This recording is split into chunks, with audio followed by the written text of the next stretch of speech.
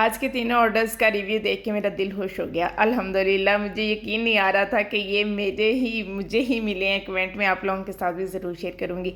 ये जो वनीला में बनाना था, ये 3 पाउंड में बनाना था। आई थिंक उनकी अकीका सेरेमनी थी, कोई इस तरह का इवेंट होगा। उन्होंने मुझे बताया नहीं, बस पिक्चर शेयर की और वैसा मैंने केक बना के देना था।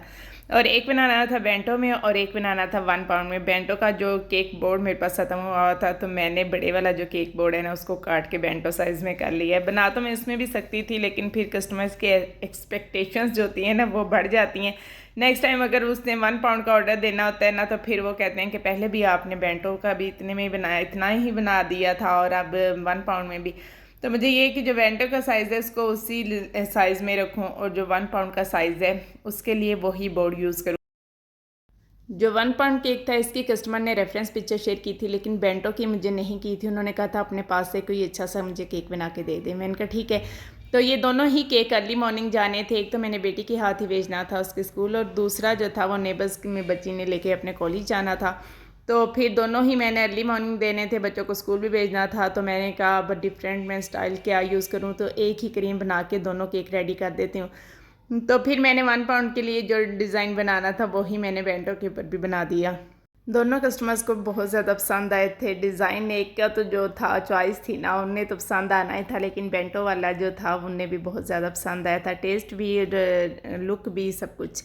तो आप लोगों ने भी मुझे बताना है कि आप लोगों को ये दोनों केक कैसे लगे। और जो वनीला स्पंज केक है उसकी मैं मुकम्मल डिटेल नेक्स्ट वीडियो में करूँगी। ये पार्ट 1 कह लें, वो पार्ट 2 उसका आएगा।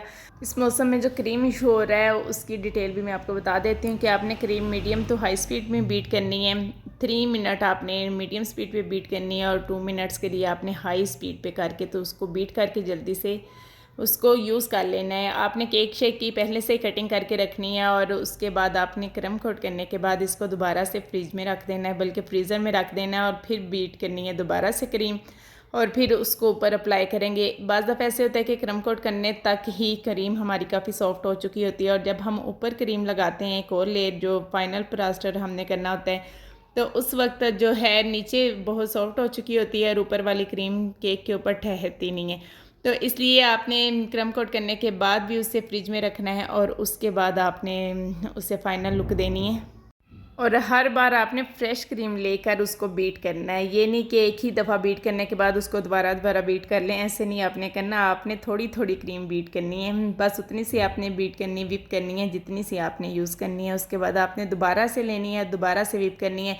तो यहाँ पे मैं नोज़ल जब डालने लगी हूँ तो पाइपिंग बैग फट चुका था, और वो सारा जो था अंदर से क्रीम दूसरी तरफ से भी निकल रही थी। एनीवेज़ मैंने क्लीन कर लिया था। बाद क्रीम को थोड़ा थोड़ा लेके विप करना मुश्किल तो होता है। इसके लिए या तो फिर आपका एसी हो, आपके पास अवेलेबल हो, एसी रूम में आप बैठ के ज़्यादा क्रीम भी विप करके आप यूज़ कर रहे हैं तो उसको इशू नहीं करती।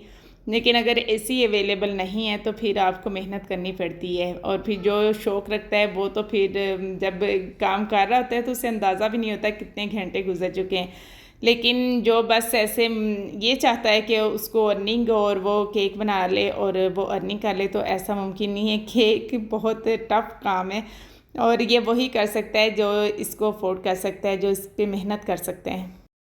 बाकी ये बेंटो केक था और ये 1 पाउंड केक था। आपने मुझे बताना है कैसे